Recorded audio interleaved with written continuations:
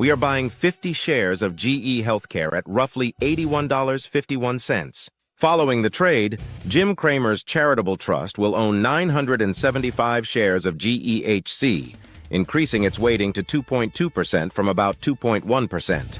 We are picking up shares of GE Healthcare into its recent sell-off, buying back 50 of the 75 shares we sold in late September when the stock briefly made a new all-time high in the low $90s. Accordingly, we are upgrading our rating back to a 1.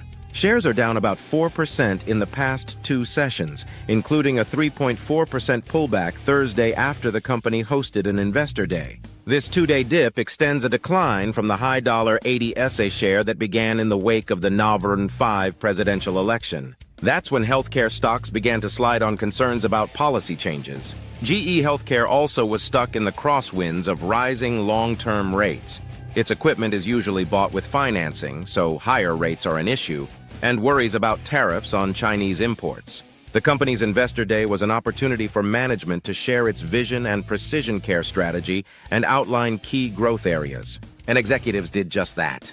GE Healthcare may be best known for selling medical equipment like MRI and CT machines, but its pharmaceutical diagnostics business is what's most exciting right now. That unit has 2 new products that are generating very little revenue today, but collectively could become a $1 billion revenue opportunity in the future. They are most excited about Flyrcado, a recently approved PET imaging agent for the detection of coronary artery disease. The company believes this product could be a $500 million-plus annual revenue opportunity by 2028, though some analysts think that's being conservative.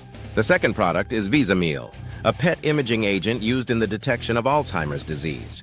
GE Healthcare believes Visamil could be a $200 million-plus revenue opportunity by 2028. We've also been intrigued by GE Healthcare's potential to benefit from artificial intelligence.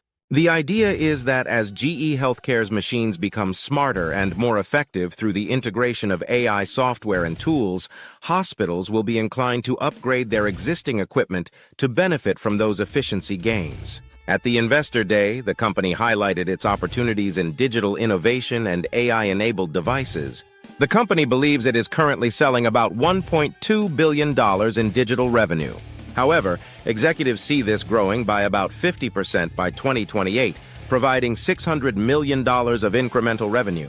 One more thing we liked was GE Healthcare commitment to expand its adjusted EBIT margins. Short for earnings before interest and taxes, EBIT is a measure of operating profitability. This year, GE Healthcare expects its adjusted EBIT margin to be between 15.8% and 16%.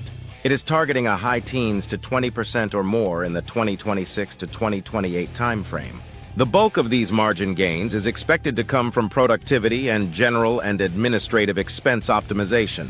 But what the market didn't like was GE Healthcare's non-committal view on next year. The company's long-range planning targets were for 2026 to 2028 and skipped 2025. A lot of that has to do with uncertainty in China, a market that continues to be weak due to customers delaying placing new orders as they wait for government stimulus. It's the same dynamic that has weighed on GE Healthcare in 2024, and it doesn't sound like it's getting any better through the first half of 2025. We are incredibly frustrated by the lack of stimulus developments in China. The action in GE Healthcare's stock price shows other investors are too. Tariffs are another wrinkle, with the company explaining it currently pays tariffs on some products from China. President-elect Donald Trump has proposed raising levies on imported goods from the country. Nevertheless, we are not letting these temporary headwinds block us from seeing what GE Healthcare is. A company with an inexpensive stock that is growing earnings per share in the high single digits to low double digits range. As management laid out Thursday, there are several growth drivers on the horizon that aren't hostage to China. The stock back at $80 a share reflects a continuation of challenges in the region and provides some degree of de-risking to more bad news. If there ever is a move on stimulus, the stock should rally quite significantly.